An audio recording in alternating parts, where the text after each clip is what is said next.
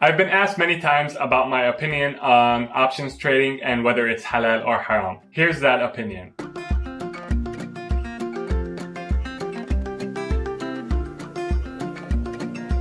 Assalamu alaikum, my name is Rakan Kayali and welcome to Practical Islamic Finance, where we try to understand financial matters and build wealth in a way that is in line with Islamic principles. Before we talk about whether options trading is halal or haram, let's make sure we understand what options are.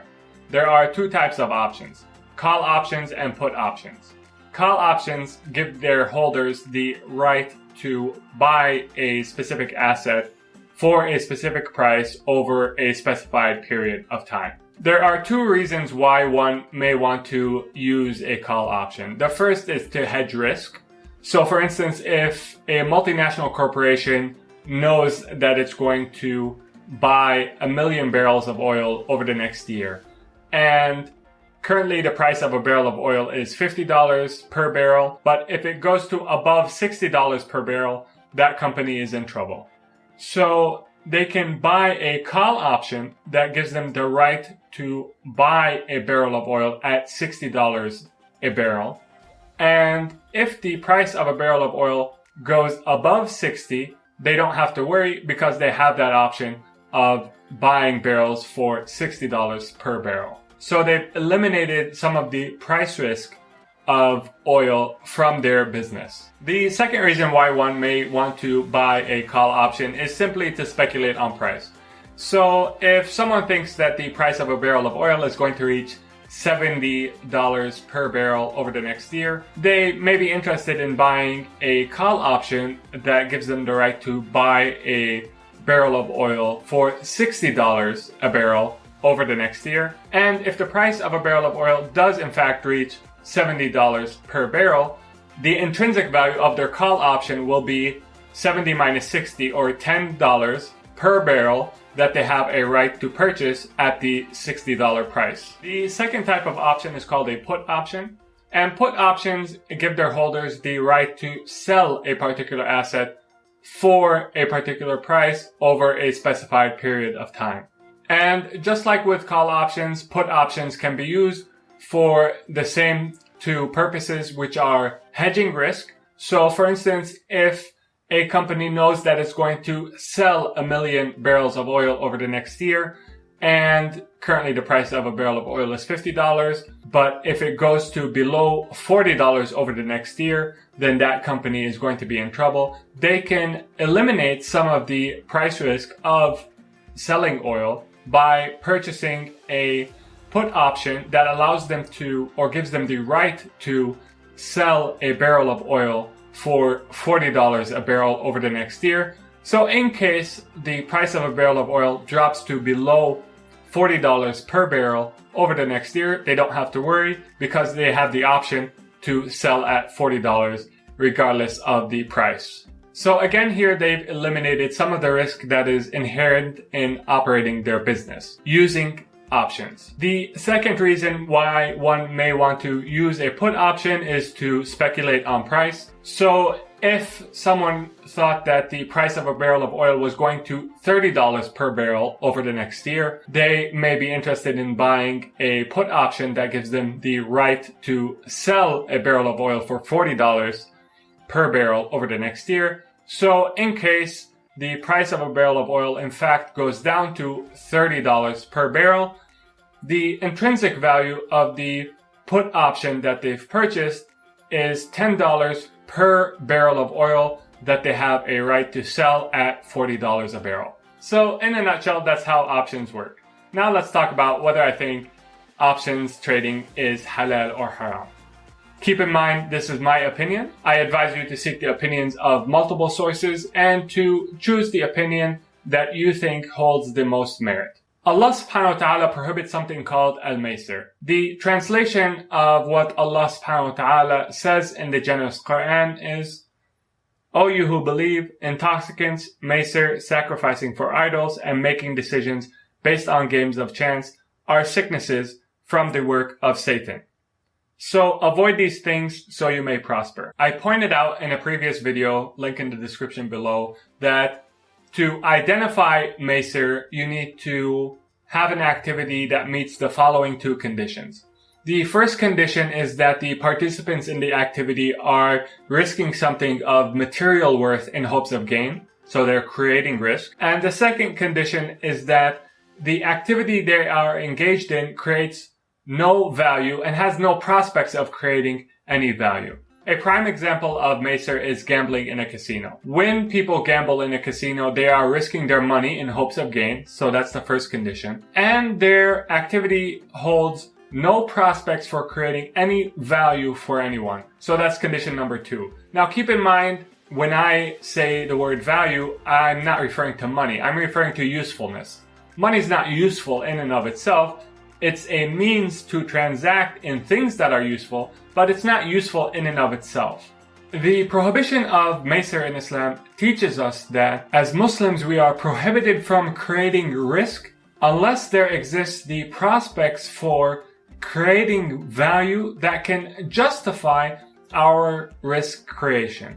Now, when options are used to hedge risk, that is, transfer risk from one party to another party that may be more able and ready to assume that risk, there is value that is being created. Let me give you this analogy. Suppose you had a backpack full of rocks on your back, and that backpack was wearing on you, and you were able to transfer the backpack full of rocks from your back to someone else who had a stronger back, who was more able and willing to carry that backpack for you for a fee. This transfer of weight from your back to the other person's back created value. You don't have to carry that backpack full of rocks anymore. When options contracts are used to hedge risk, the backpack full of rocks represents risk, and the option contract represents the mechanism by which the weight is transferred from one party's back to the other party who is more able and willing to carry that weight to their back. So there is value that is being created, which means that when options contracts are used to hedge risk, the second condition for Al-Macer, which is that the activity holds no prospects for creating any value, is not met in the case of hedging risk, and therefore it is permissible, in my view, to use options contracts to hedge risk. So for instance, if you own 10 shares of XYZ company and you intend on liquidating your position or selling your position over the next 2 months, and you want to protect your position from any sharp decline in the price of XYZ shares during the next 2 months, then I see absolutely nothing wrong with purchasing a put option in order to protect your downside. However, when options contracts are used to speculate on price, then both conditions of Al-Macer are met. The purchaser of the option is risking something of material worth in hopes of gain, and if the price of the option doesn't go as they predicted, then their option will expire worthless and the money that they paid for that option will be lost. And the second condition, which is that their purchase of the option didn't transfer risk in any way, it created risk, and there was no prospects for creating any value from this activity. And therefore, using options as a means to speculate on price is prohibited in Islam, i.e. haram. Now you may be asking, why is trading stocks halal, or speculating on the price of stocks halal, and speculating on the price of options prohibited? Well, stocks are valuable in and of themselves. Options, on the other hand, fall in the family of financial instruments called derivatives, and they're called derivatives because they derive their value from some other underlying asset. So let's say you wanted to speculate on the price of the shares of XYZ company, and XYZ company has 10 shares outstanding. The maximum number of shares that can be involved in any speculation is 10 shares. However, if you want to speculate on the price of XYZ shares using options, the maximum number of options that you can write on XYZ shares is unlimited. you don't have to own XYZ shares in order to own an option on XYZ shares.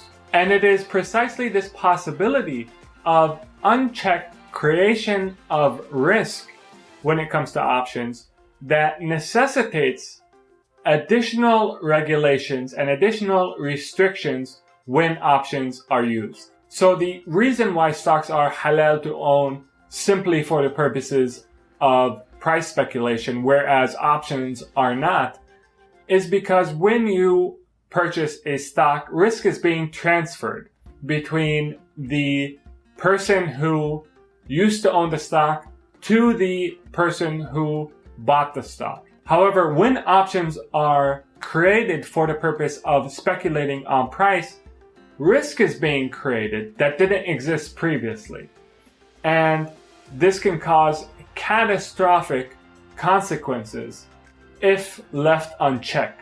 And as Muslims, we have a duty not to contribute to creating a marketplace that is teeming with risk and that is subject to devastation at any time.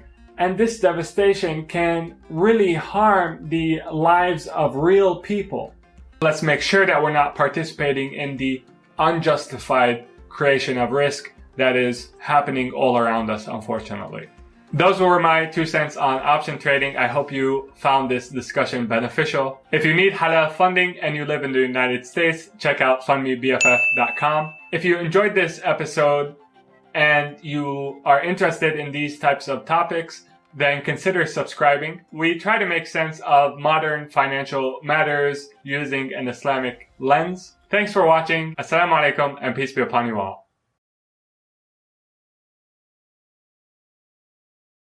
You said that credit default swaps are financial instruments of mass destruction. Yeah, I think I actually said derivatives are financial potentially, and I think that used improperly, as they almost are certain to be, because of what they provide people to trade in them and what they provide in the way of increased leverage that's not obtainable in other ways, I think that they pose system-wide problems.